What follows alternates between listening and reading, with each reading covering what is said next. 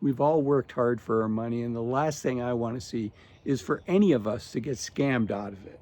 So in today's video, I'm going to share with you 3 scams, the first 2 of which are scams that unfortunately some people have lost their entire life savings.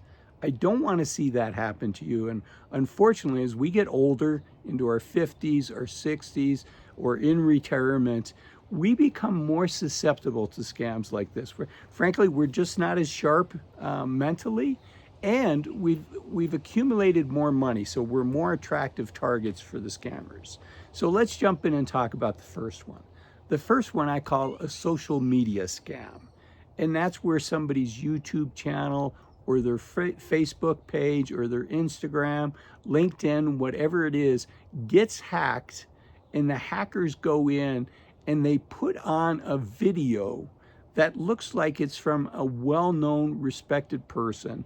And unfortunately, with AI now, it's super easy to take a video that was shot of a well-known person and literally just change the words that that person is saying. So for instance, right now, there's scams where Elon Musk, unfortunately, his voice and his appearance has been taken over by AI.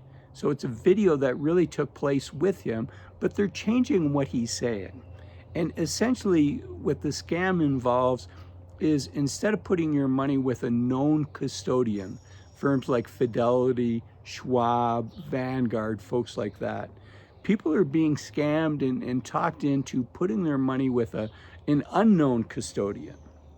And it typically starts off where somebody's putting a little bit of money in, and then they're showing these great investment returns with different, maybe cryptocurrency, different investment tools that are not standard, are not normal investment tools. And because of that, there's not a way for people to double check and say, is the earnings that I'm getting really legitimate? So maybe they put $10,000 into the site, and then they go back a couple weeks later and now they've got $50,000. And you're like, wow, this is really working. But the whole thing is just a scam. The returns on your investments, the whole 9 yards. And so people put more money in, but it just shows up as a fake account balance. So they think, my goodness, I'm going to make more money in a year than I made in 40 years of my life. But it's all fiction. It's all fantasy. And then when people try to take their money out, that's when that sick feeling in their gut happens. When they say, oh my goodness, I'm in trouble now. I've put in 50, 100,000, $250,000.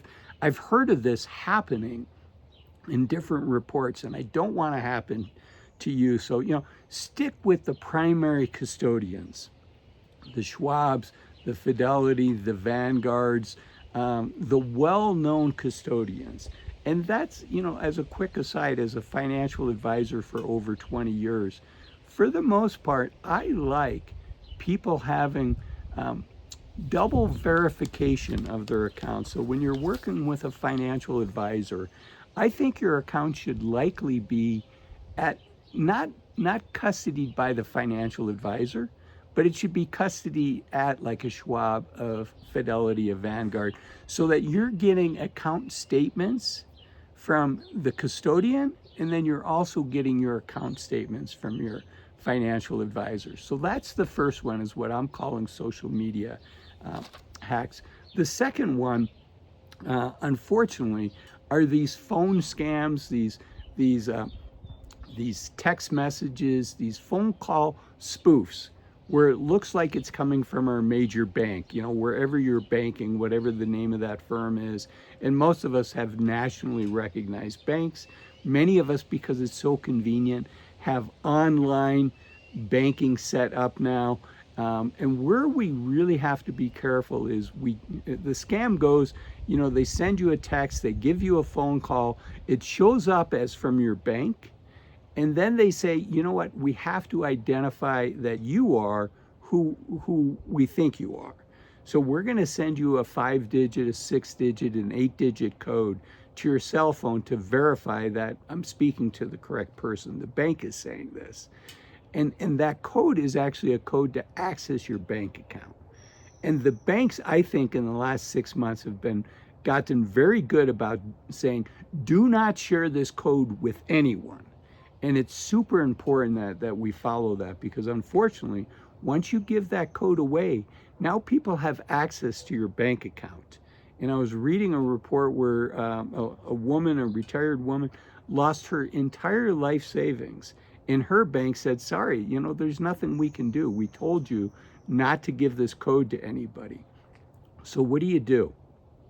On the back of your ATM card, on the back of your credit cards, are the legitimate phone numbers for your bank.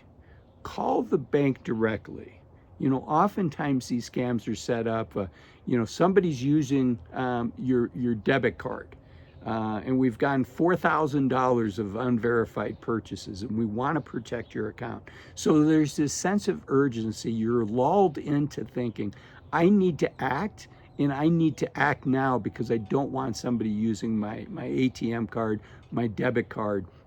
But once you give that code away, now, that's like giving somebody your password, unfortunately. And unfortunately, the banks have gotten very strict that they're not reimbursing people for these scams.